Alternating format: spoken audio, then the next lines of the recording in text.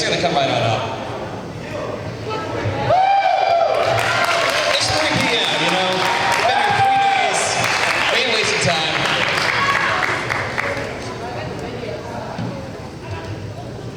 Yeah. What?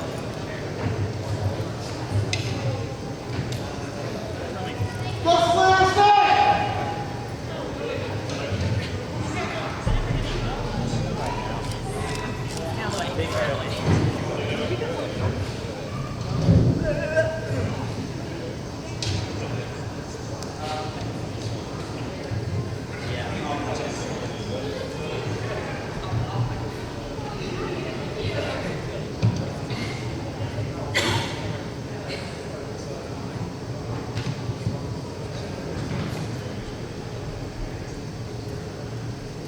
Teetering on the edge. This is very nerve-wracking.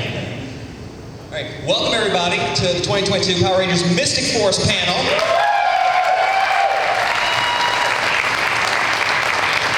I'm Mike, Sam, and we're gonna start on the far end and work our way through. Just say your name, character that you played on Mystic Force. Hi, my name is Geoffery Doland, and I was Korak.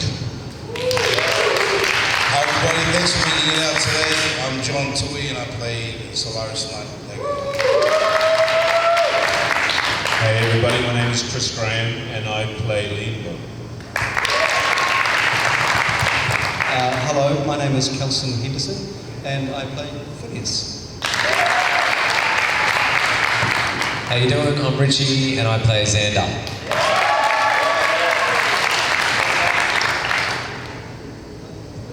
I'm Jackie Marchand. I played a writer and producer on the show. So I'm going to start off with a question that I've been mulling over for a couple days. Power Rangers Mystic Force is one of the first seasons to really incorporate magic as a theme. But with magic and television, you're very much limited by CGI technology at the time. So what I want to know is how you feel your role in the season, what you did, what you were capable of, may change if the season were produced in 2022 versus 2006. I'm trying to ask some different questions. I think Jackie should answer that because you had to write to the budget, right? And you had to write to what we were capable of. Yeah, I think for the times and the visual effects available at the time and the budget, I think the show was full of really wonderful special effects. And as a writer, if I wrote something in, very rarely would it come back like we can't do that. They would just, the special effects teams and the producers would find a way. Like with your tree stuff and like with a lot of the magic stuff, we just filled it with magical special effects.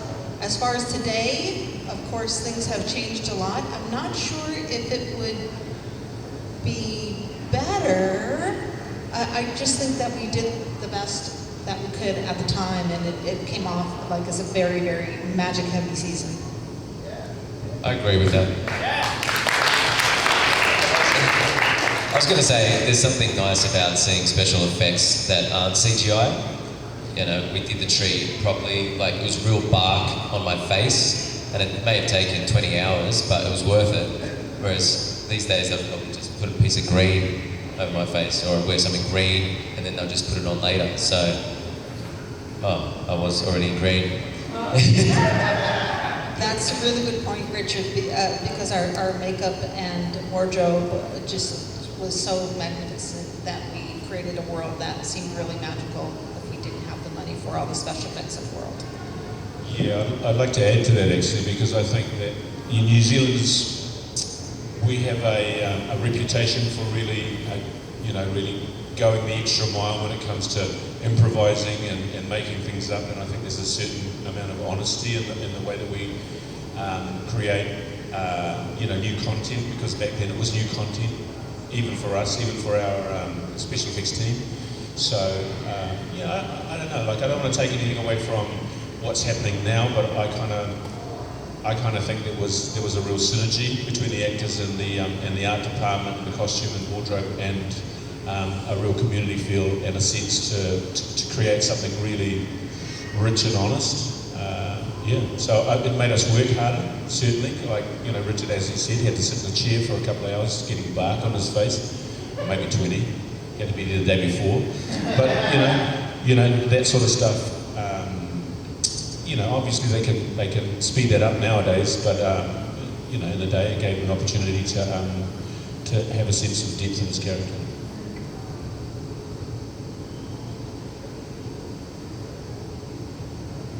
Okay, so one of my questions is, so after you were casted as your characters, how did you obviously the character was written and everything like that, but how did you make the character your own, for each one?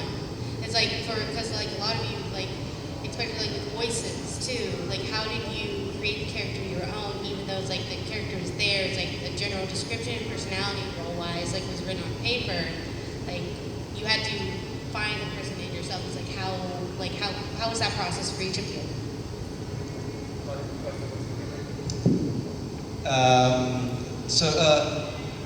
Phineas really just came from the animal noise. And I remember for the audition he was meant to be eating a carcass, and I remember just rehearsing at home, buying roast chickens and doing the audition, eating roast chicken. And that's where Phineas really came from, that whole noise and things all came from trying to eat roast chicken. The weird thing is that to start with, Phineas was going to be two personalities in one body. And there was lots more actually, I guess, gone Spiegel-like, really deliberately talking to two halves. And we started filming that way, and then very quickly realised that it wasn't quite working for us. And then we kind of came up with the kind of half-thought talk to himself that, oh, I'm really good, yeah, okay, oh good, yeah. So actually, if you watch the first episode, it is a little bit more very directly two things, and then it evolved into that kind of muddle-headed thing character. There's a story. That's great. I might add to that. Sometimes the casting has a big role to play. So if they cast it right, generally you cast quite similar to your character already. So I found with Xander, I already kind of understood this. There was a lot of similarities between me and Xander. And then when we were doing table reads, I started with an American accent, but maybe because my accent wasn't good enough, I started doing an Australian accent, and it started to sink a little more, and I could bring more of my own personality to it, and then that kind of just felt right. And then I'd say once you get through the first couple of episodes and the writer starts seeing footage, then it becomes like this teamwork of they tend to write more for who you are and what you're bringing. So that's exciting. Yeah, 100%.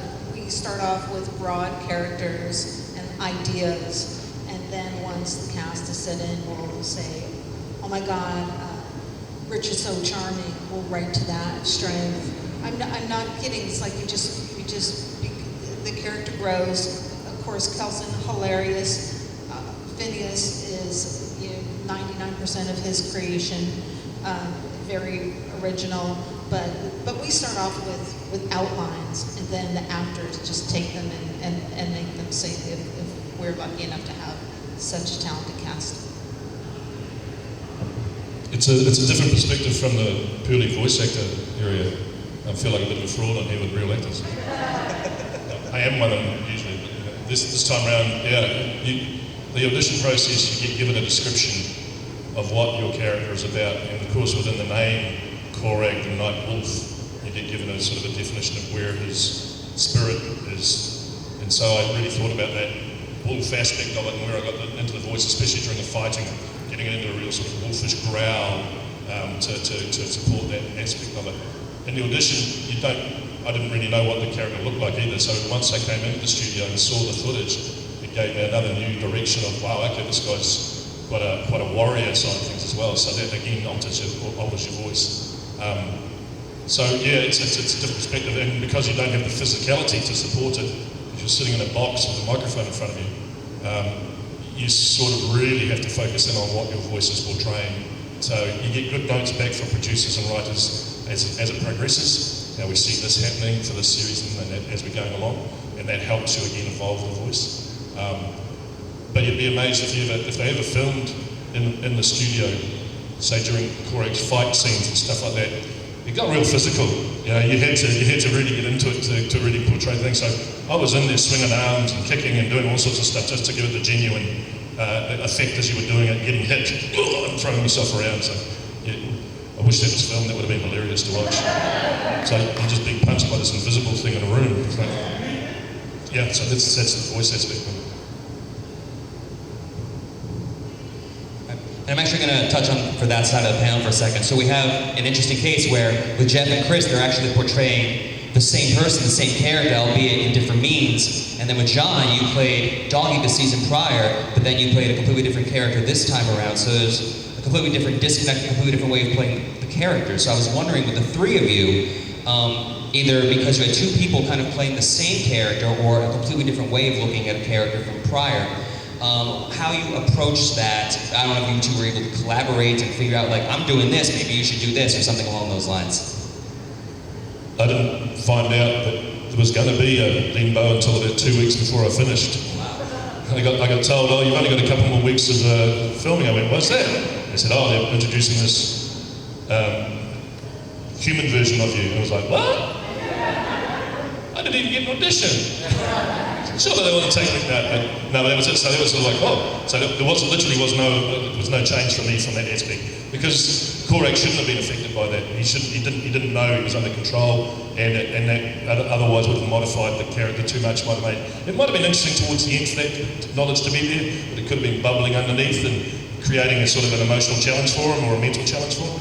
But yeah, 2 weeks notice, a bit late to sort of throw things in. So I don't think it changed things too bad.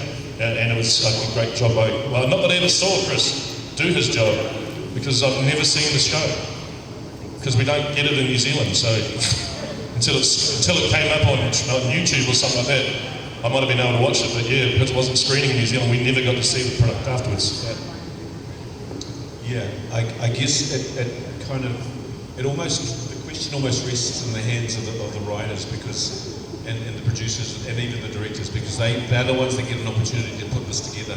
It's like a great big huge jigsaw puzzle. And as Jeff was saying, one of the things, like, I didn't know anything about Korag. Well, I knew about it, but I didn't know it was Jeff, and I didn't know he was the voice and stuff like that. So, and you know what? Now that he said what he said, the kind of pennies dropped for me as well. And it was kind of good that I didn't know Korag, like really, or metaphorically. So, I guess for me, for my own character, for Limbo, he was a bit of a gift, really, and I politely walked into it, and I don't know, like part of me actually wants to ask the writers some questions now that we've got them in the room, because like.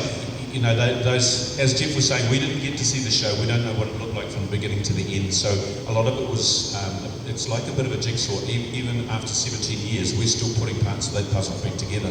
And we're, thanks to the fan base, we're getting an opportunity to get a sense of the depth and background of the characters that we've been playing. And it's kind of this really long, slow journey. It's probably a little bit like a Mystic Force. But do you know what I mean? Like we're kind of finding out about ourselves every day, and maybe it's in the writing. Maybe they put it in the writing, and there's little seeds in there that allow us to kind of do the things that we do and portray the things that we do, that they get to see and you get to see as an audience before we even get to see them. A lot of it's part of the product, part of the industry. As an actor, we've got to trust that the producers and the writers and the directors are creating their vision, and we provide our input to that via our characters and our acting and our voices. So for us to worry too much about what their ultimate view is, it would be defeating the purpose a little bit. We get good notes back from them.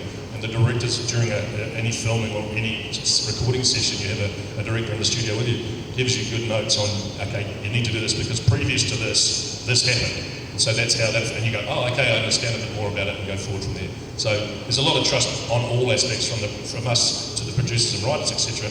And on the other end too, from them going, it's your job to put that on the screen for us. Yeah. How about you, JT? Yes. Just bringing it back to playing Solaris Night. So the year before playing Doggy Kruger, I based, like I said this at the other panel, for a quick fix, I do a lot of cheats, and I based Doggy Kruger on George C. Scott's performance as Patton, which was an Oscar-winning performance in 1970. He was very militant and a father figure. For Solaris Night, I auditioned. People said that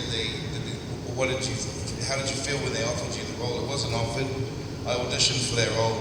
I fought for it like everybody else, and was grateful enough to be casted in it again. So it wasn't a planned move, but when it came to trying to shape the last character that I played, Doggy Kruger, I was kind of in a similar position of playing another mentor who was very strong and very stern. So I did my trick again, and then I based Solaris Night on Russell Crowe's performance as Maximus, which was another award-winning performance in Gladiator. That I'm never going to get an Oscar for anything, but for me, it was a good base to start from. And then when I read this script, I knew that he was stern, but he was more like an uncle and a leader, more than the stern general that I played the year before. And then to be able to do it in a different accent was good, so I played him closer to Russell's natural accent, which was Kiwi, the Aussies that played. And that's where I went with that. So the voicing and the posture and everything was based on that. And that's just an easy quick fix as an actor, to try to embody something really fast for a show that's high octane, very fast and powerful. Like Jeff was saying, when we're in the booth and we're going, here, and ready, the energy that it takes to even get to that level isn't something you just wake up and something you lean into. So every actor has their own process of doing that. So yeah, that was me with Solaris Night when I auditioned and got casted for it. And the fact that listen, man, this whole weekend's been awesome for me, seeing the diverseness and also the inclusiveness that the Power Ranger community has had. We are the most inclusive, diverse culture in film and TV that's out there ever, and I'm part of a few other franchises. It's not about being macho, it's about accepting yourself, accepting others, standing up for yourself, and standing up for those who can't stand up for themselves. So this.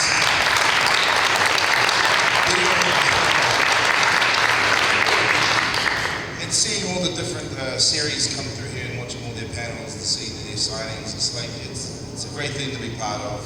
And I think this weekend I've really realized how great and how grateful I am to be part of this. So yeah, but that's my Solaris Night process. Thank you.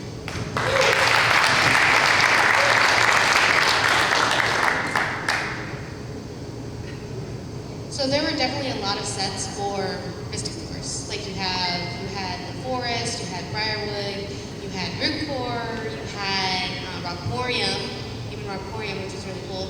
And I was curious, what was some of your guys' favorite sets to be on? Like whenever you guys filmed that day, what was your favorite set to be on?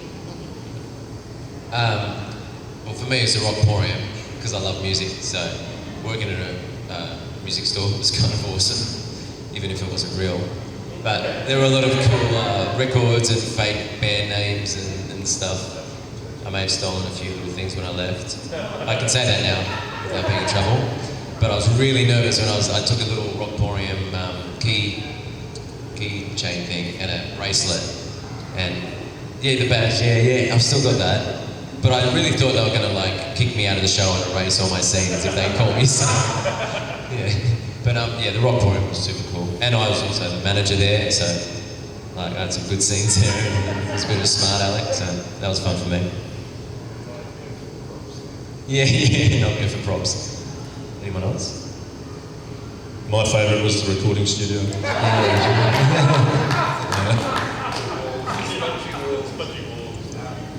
Mine was the end of the series when we were just at this rundown industrial with rocks and stuff, and I was going, this is the most prettiest set I've ever been on. And I'm thinking I should have some stuff like army fatigue on, or like, you know, red uniforms in the sun. Like, yeah, that was most interesting for me, but the studios and being in the tree was nice. The tree was amazing. This is when you start thinking about developing the season, you think about the headquarters and what can it be, how can it reinforce a theme, and we thought of a giant tree. And then just from that idea, the amazing set decorators and creative elements just make it happen. And when you first step on the set and it's done, it blows your mind. It just blows your mind. And so I thought that was one of my favorite sets that we ever came up with. It was really beautiful, magical. I mean, it's not one of the big sets. I love Rockporium. For me, it's also because Phineas spent a lot of time just alone in the forest. So if I was in other sets, I mean, I got to interact with other people. So, oh, this is cool. So Rockporium was choice because I just got to wander around and touch things and play with them. But for me, the dentists, the whole dentist scene, and all the dentist chair and the props we had there, that was a great. I had a lot of fun that day because we got to shoot like just off Queen Street, so wandering down Auckland's biggest street dressed as Phineas, just like staring at people. That was fun. And then getting to play with Cameron and Barney and the dentists. It was a great fun day. So I'm going to bring up the Sentai for just a brief second. So in Magi Ranger, the series from Sentai that Mr. Force was adapted into, one of its biggest strengths is that it does character focus in terms of pairs of characters. Red and Blue would get a pair of episodes, Red and Yellow would get a pair of episodes, and they got every single pair of characters their own focus. Mystic Force had 32, but compliments to the writing that you were very much able to pull that off and keep that kind of thing there, even though in a bit of an abbreviated version. So, you had additional characters as well, such as Phineas. So, I am curious for each of you, which character, besides your own, did you want to extrapolate a little bit on with an additional detail that you wanted to see the relationship between your character and another character go a little bit further? I guess on the foot. So I felt like Vita and I had quite a lot together, and we kind of bonded. We went through Petrified Xander together. Nick and I had a nice moment towards the end where I spoke to him about kind of being accepted by your peers and being bullied at school and helping him know that he had a family in us. So that was really nice. But with Melanie and Chip, I feel like probably what was Mel's character again? Madison. That's right. Probably, yeah, I don't know if Xander and Madison had, do you remember? Yeah, that might have been something that wasn't there. And Chip, I felt like, was everyone's best friend. And he was just making us laugh constantly on the set and ruining takes by doing so. He is very funny. I don't know if do you follow him on Instagram, social media and stuff. He's a very clever guy.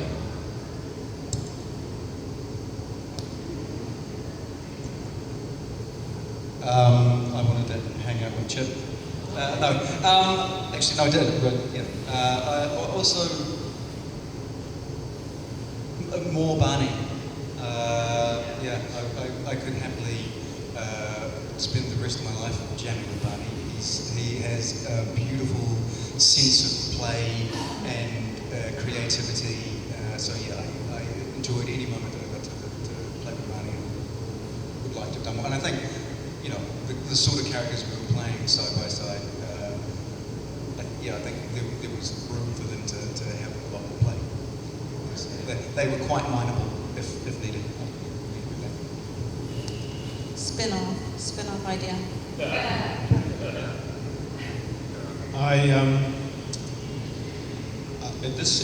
The question sounds like you're looking at maybe pitching a second season. So I'm going to go with it. I'm just going with thoughts, man, that's all. No, well, I mean, honestly, we can probably name most of the characters. One of the things that, now that I'm thinking of, I'm sitting next to him, I'm thinking about, Daggeron and Limbo back in the day. when they were like, you know, they were earnest and they were aggressive and stuff like that. But we also know that people like that tend not to be like that earlier on in their lives. So there could have been something, you know, when we were hitting the bars and stuff like that, you know, and being reckless, and maybe we even kind of beat each other up every now and again. But I'll let him off now. Yeah, I would have loved to have more scenes with the Liam Bow character, because when that reveal happens, it's a big reveal, you know, because it's kind of Darth Vader-ish if you think about it. That surprised me, because I didn't, every time we read the script, you know, it was, the actors looking for their lines first, and then we look at the story. It was just me. Listen, yeah, I would have loved to have more, a deeper in story between the two characters, and why Dagon was so loyal to Liam Bow that he felt this guilt that he needed to raise his, you know, not raise his son, but watch over his son as he grew. So I've always seen Dagon as like the Samwise Gamgee of the whole relationship between the warriors, and yeah, it's a very loyal friend. I'd love to see more of that. So there were a lot of villains on this show too, and like you have Tombu towards the very end. You have all the like the main evil villains and everything like that, and you also have of course had a lot of fighting scenes like outside the suits and such. What were like a couple of your favorite villains, if you can remember, like fighting? Like Liam Bow also got to technically fight Nick, and when he was evil. And so, like, what were some of your favorite villains to fight, or like you like favorite villains that even if like they were only there for like an episode or two, like each of you, like which one do you remember that you had fun with the most? I feel like, do you remember Matumbo? Yeah. Yeah? That was a really special story. If I'm remembering this correctly, he was a really nice monster, was he? Yes. That's right. And that really pulled on my heartstrings, that one. We always loved Matumbo, and we'd talk about him years after.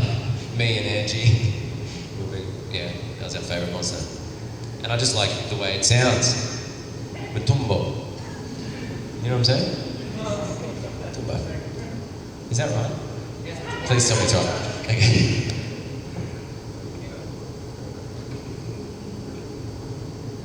Well, I think I only had that one fight scene, but it was awesome. That was a great fight scene. Yeah, just that one. I think that's probably my best fight scene. That was awesome fun. The stunt team did really well. I guess it helps when you've got like a rubber face, so yeah, we can sub it out really easily. So yeah, it was very easy to make me look like I was a kung fu master, a comedy kung fu master, of course. Yeah, but that was a great fight scene. When you have literally wiping the floor with them. Are they allowed to make contact because it's not your face? Like they don't have to pull any punches, yeah, right? we just put padding inside my cheeks and then get away. Yeah, that's why I would say. So I guess, you know, I have to say it's with the master, and the reason why that is actually is because the master's voice was Stuart Deviney, and Stuart Deviney was my tutor at drama school. So we beat him up at drama school, and I got to beat him up in the Power Rangers. It was awesome. And he didn't even know. I don't think, even to this day, he might not even know. So I must tell him next time I see him. My fight scene was with Nick, and Dagon and Nick have the sword, the joust, and me and Ferris and I have pretty big egos.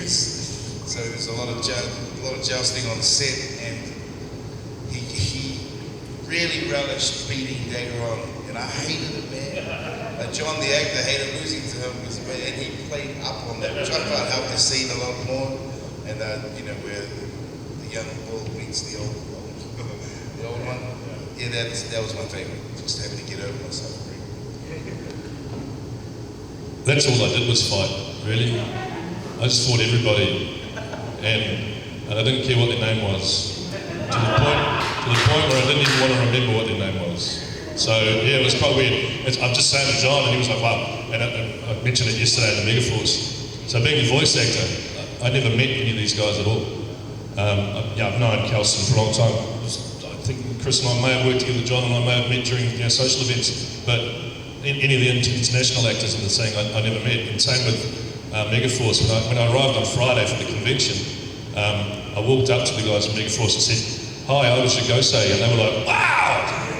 That was 10 years later, and this is 16 years later, you know. So, and now my only regret, it's a sort of a very isolated role you do when you're the voice actor. But my only gripe with the whole thing was that I never got invited to the rap party. So yeah, it was a good rap party. I've done 13 different seasons of this show and I've never been invited to a rap party. So I need to sort that out. Let's get that invite out for Jeff next time. That's what I'm saying.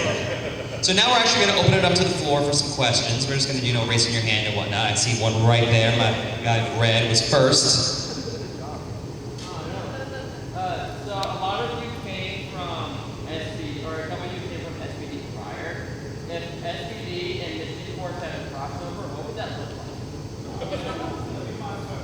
like? No idea, because we've never seen the shows.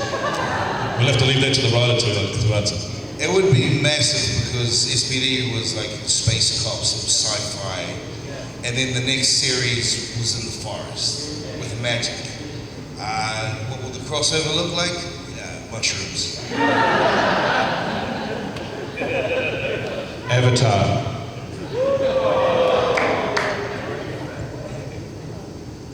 Right here in the front. The woman in the red.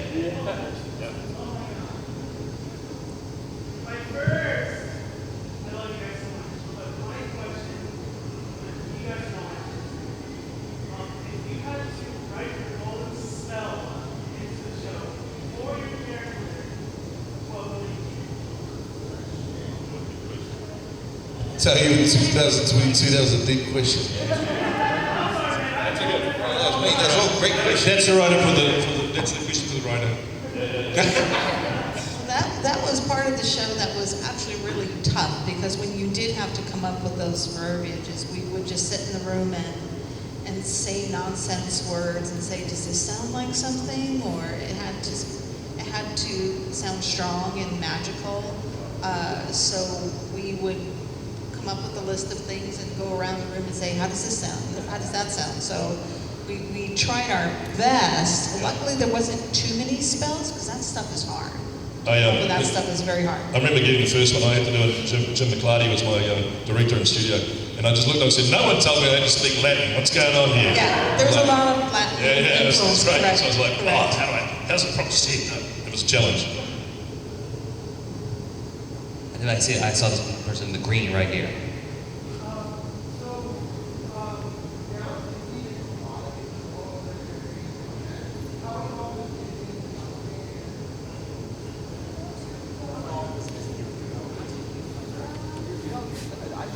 Well, in the beginning, they were very much involved in the concept. Like we would pitch concepts to them, and they would say, "Go with this particular one." They would be somewhat hands-off. I think at Mystic Force, they gave us a lot more creative control, and that's why Mystic Force, in my opinion, is a very specific. It's a world of a season. So we were able to keep that contained world and still make it Power Rangers, but we just had this motif that was so strong. But yeah, again, we pitched it as a magical season, of course, off the Magi Ranger, and for the most part, they let us run with it. Yeah, definitely for Mystic Force, we had a lot of creative control.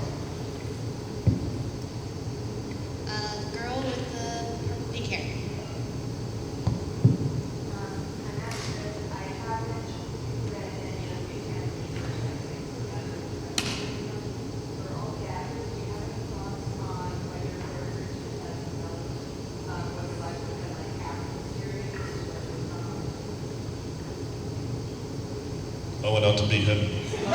So he'll have to ask that question.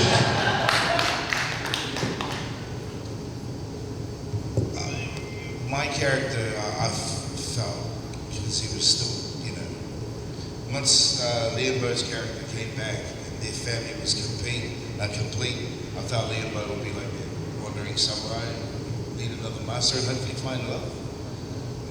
That's how I thought.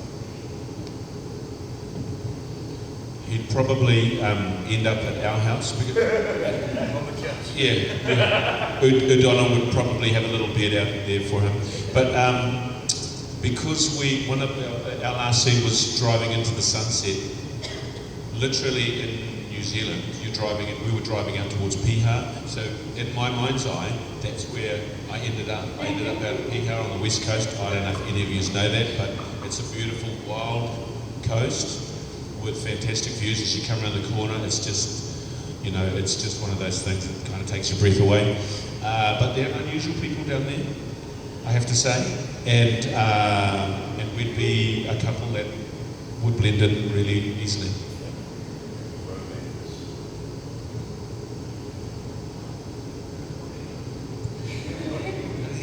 Ended up on the convention circuit.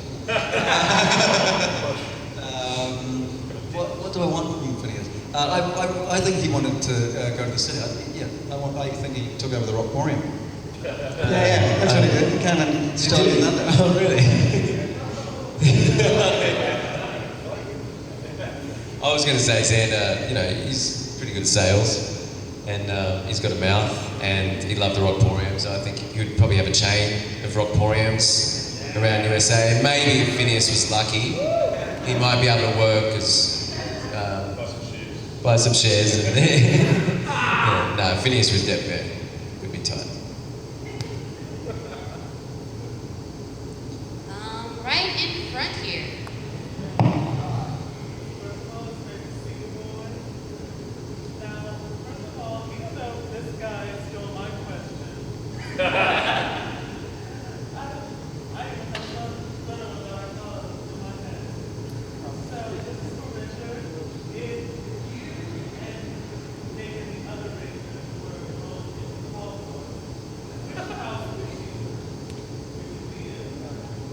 You're gonna hate me, but I've never seen Lord of the Rings in my life. See what I mean? No, I've never seen Harry Potter. I do want to read the books. My niece, who's 9, has read them all, and I haven't. So I'm going to go and steal them from her, and I'm going to read them, and then I'm going to watch the movie. Yeah, but She must have told you what house you're in already. So an insult. Say- You're a Slytherin, like that, or something like that. She must have told you that in an insult. Oh yeah. So that's what she was talking about. Yeah. So I'm sorry I can't answer that for you.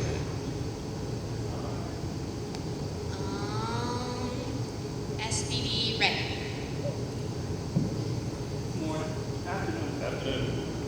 In the report section, in the back, there seems to be computer panels that look a lot like SPD tags. Was that intentional, or should we not have noticed? They're not the same. They may look the same, but they're probably the same. So That was the SPD Mystic Force crossover right it's there. called a crossover prop. So our set decorators definitely use as many props as we can. New Zealand's And a very green actors. country, so we It's just- recycle a lot. Yeah. A lot of recycling.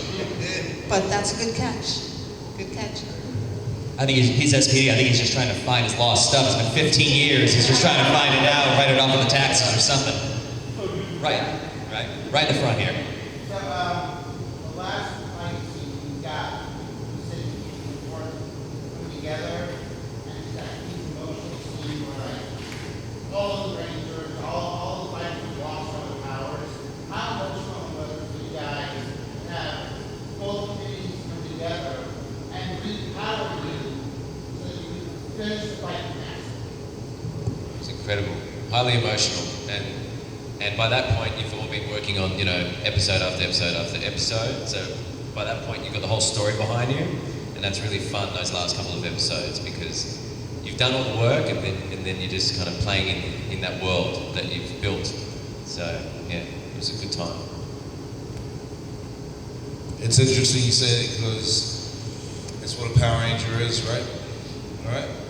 Like, and at the end of that, they collectively find the strength to overcome evil, no matter what the cost. So it was the grand finale, man. There's no way to end it but to fight, because you have to fight. That's the message of life. No matter what, you have to fight. You have to keep fighting. Yeah, great. I'm sorry, I was just going to say, popping off that, John, one of the things that we tried to accomplish with that is starting off with people in the city being afraid, people in the forest, so this fear that separated the civilians from the magical people, and that's something we definitely wanted to resolve at the end, in that taking away that fear and having everybody work together was the thing that defeated the baddies. So I hope you like that. I'm glad you got that. Person in the white right there. Thanks. What in Power Rangers or elsewhere in your career, what was the most difficult part of some of the things you filmed or worked on? For me, it was I'd do voice sessions in 5-hour blocks, and you do 2 or 3 episodes at a time. And Korak didn't have a huge amount of dialogue in each episode, so what we'd do is I would record all the dialogue first, get the dialogue done, because then I'd spend the next 4 or 3.5 or 3 hours, generally closer to 4, doing all the fight sequences. And the vocal energy and vocal strain that goes into producing the noises and the sounds and the responses, etc. Try to get it all in there. You do that for 4 hours, you rearrange your vocal cords big time. So I would walk out of the studio each time with, I took a couple of days for my voice to recover each time. Luckily, I'm opera trained, I'm singing trained, voice trained through years in theatre, so it would recover. But if you hadn't done that work, you could have done some serious damage to vocal cords and polyps, etc. So that was the most difficult aspect from my point of view. I will second that, and I'm sorry to hear that, but I'm also glad to hear that a professional voice actor lose his voice, because every week we'd go in and do ADR and do all those hits. I wouldn't be able to talk when I came out, and I was trying to record music at the time, and that was the one part of shooting Rangers that I actually didn't enjoy, because I knew it would take its toll on my voice, and I wouldn't be able to record during the week or sing, or even say my lines. And I don't know if I ever developed a technique to. I remember Nick Chip would do a lot of that, and he told me he just never lost his voice. He just somehow just worked, but I've never been able to access that in my voice, to get the roughness without it hurting. So that was difficult. I warmed up a lot, and so the voice recovered quite quickly afterwards. But it still had a massive effect at the end of the day or so. You were just talking like this a little bit because you're a bit nasty. I had, just for this show, to talk about, the trickiest bit for me, it wasn't particularly hard, but it was a little bit terrifying, because when Phineas holds the baby, and my Phineas hands are like an extra third the size of my actual hands, and it was someone's actual baby, and I just kept going, what if I drop their baby? It's union, like, it's fine.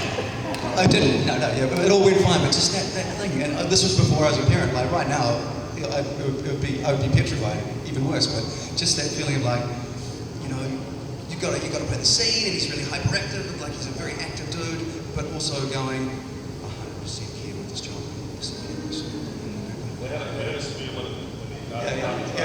One of the books.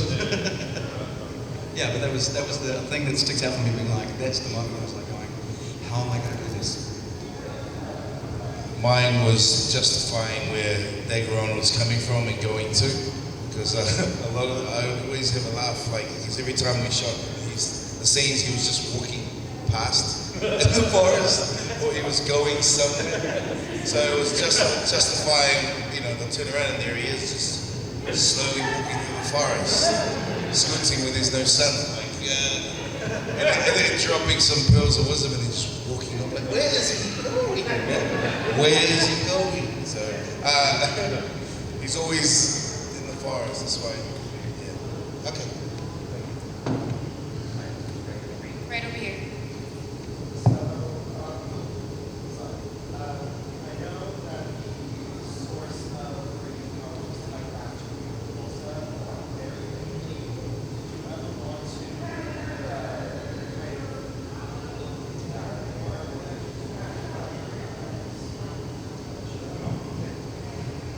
That's a good question.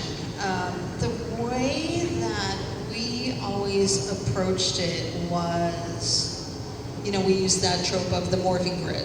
The morphing grid I always saw it as like the force. So you can tap into it and enhance it in different ways, but it's an overriding force. The way that I wrote from it, was an overriding force of good. And you can tap into it with magic, you can tap into it with technology, you can tap into it with dinosaurs, but it's all just the goodness in the world, for the lack of a better cliche. It was how, in Mystic Force, they tapped into it from magic, but it's all the same source.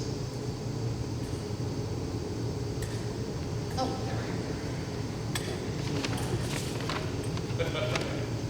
You once me to say Wolf for taking my correct voice. And I have to remember what my correct voice was 16 years ago. Wolf attack!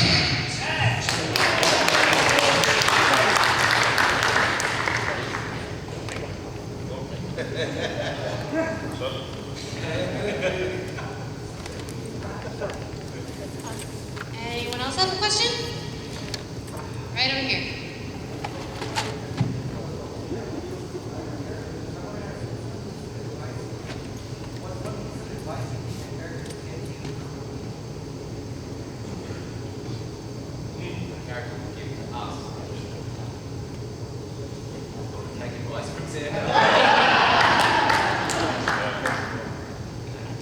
Xander would tell me just to be myself, I think, and just be okay with that. Whatever you are, just find it and lean into it and trust it, and to be inclusive. I feel like I'm kind of inclusive, but yeah, I think be myself and not be afraid. I think considering where Korak went, the advice might be, if I knew now what I knew then, or if I knew then what I know now, I should say, I may have made some different choices. So yeah, that would be the advice, is be careful of the choices you make.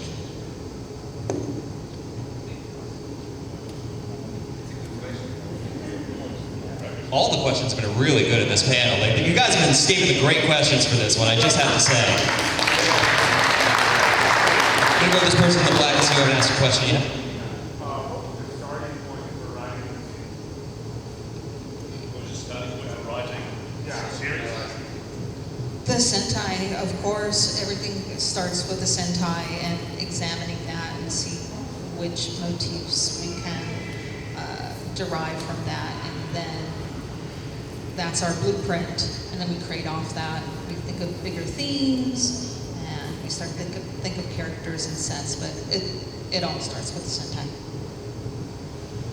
Right in front.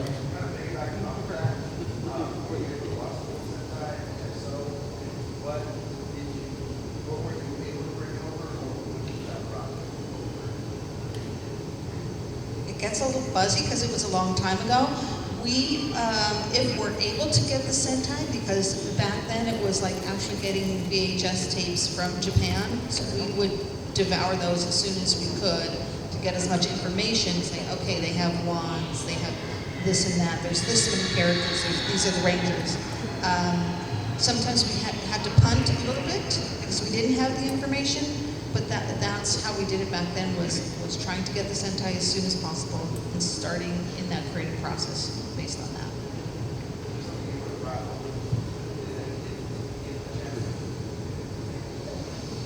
I can't remember in Magi Ranger if there was something fantastic in the Sentai. We tried to replicate it or bring it over. I mean, I have mad respect for that whole series, and of course the immense creativity that show has is the basis of everything that's Power Rangers.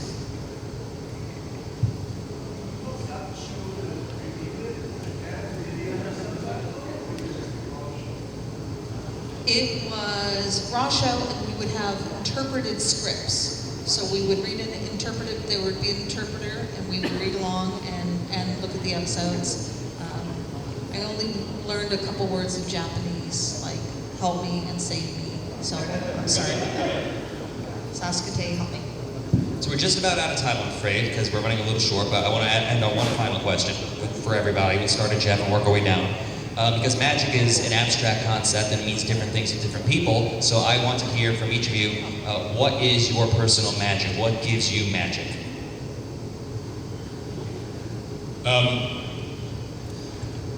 For me, it's performance. I just love performing and seeing the effect it has on people, and that changes me as I perform. When I'm singing, I'm not a closet singer. I sing professionally, and I get out. And if you come to Orlando, you might get an experience of that. But yeah, when I see the effect it has on people, their faces, the smiles, the people singing along, and getting up and dancing, that you're having that impact on them. That's magic to me. I just like to go. That's why we do it, to just have that effect on people and make them happy, see the joy. I second that 100% as a performer, but my magic is my kids, my family. It's my why for these auditions I don't get, and then finally booking one. It's my why that I keep showing up and trying to be part of these projects and these communities. Yeah, that's my magic. I guess, I don't know, that's a tough question. I'd like to think that my magic is seeing the magic in others and, giving them the opportunity to experience that, and, in the work that I do, we're all performers, and a lot of the work that I do is I direct, I suppose you'd call it community theatre with youth at risk. And so, it's that thing where you see people, with a lot of bumps and bruises, but there's magic in there, and if you wait long enough, you're in the presence of it. So yeah, there you go. That's my magic. I guess I'm similar to John. My family are the impetus for all the things I do. But I guess to add on to that, I think the magic is the energy between people. Whether it's family or friends, or even occasions like that. Like, just been so many moments where things have just sparked, and I guess particularly for me, because there's so many people here who I have shared, seasons with, and you become a family, and then you don't see each other for years, and just to be reminded that as soon as you're in each other's company, there's this energy that's shared that I think makes both of you better in that moment. So yeah, for me, the magic is just energy shared with loved ones. Just adding on that with Kelson, like this young lady over here who asked a question before, she came to my table yesterday, and the absolute joy and enthusiasm she generated about how our effect on her as her first season watching Rangers just absolutely filled me full of just absolute joy. So thank you very much for sharing that.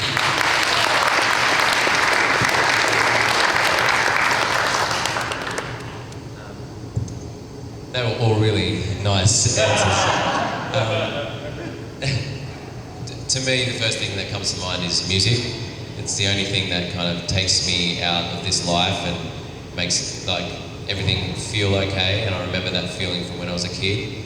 And I actually saw a band last night, a jazz band, and they played The Bumper. And The Bumper is the first song I remember hearing at my nonna's house in the laundry out the back on a little stereo coming out. And I don't know if you know the song very well, but the end part, I remember it just hooking me. It was like a drug. I was like, I have to have that feeling again. And I've just followed that feeling my whole life, and I know it's a healthy drug and it's a good feeling, and that's what kind of I needed. That's my magic. Well, it's beautiful, Rich. Just one of the motifs that we had was not believing in magic, and fighting cynicism was part of the thing we talked about for this season. So the phrase "believing in magic" became a through line, and it doesn't necessarily mean believing in real magic. It was more about the friendship, teamwork. I love what you said, Kelson, the energy between people, and this whole convention is magical in a way that, you know, you could never write the magic that's been created in the Power Rangers universe. That's a great note to end on. Thank you guys so much. Thank you guys for your fantastic questions. This has been your Mystic Force panel for 2022. Thank you so much for joining us here today. Could I just say one more thing? Guys, yeah, quite a few of us on the panel here are from New Zealand. We've travelled a long way to be here. And we're only here because of you guys. The support that you've generated, the support and the success of the show. And so I'd like to thank you guys for making this happen for us. Just fantastic. We've got one more hour out there to go and meet heaps more of you. Hopefully have a come on down and say good day. But yeah, it's been great being here with you, so I really appreciate it. Thank you. Thanks everyone.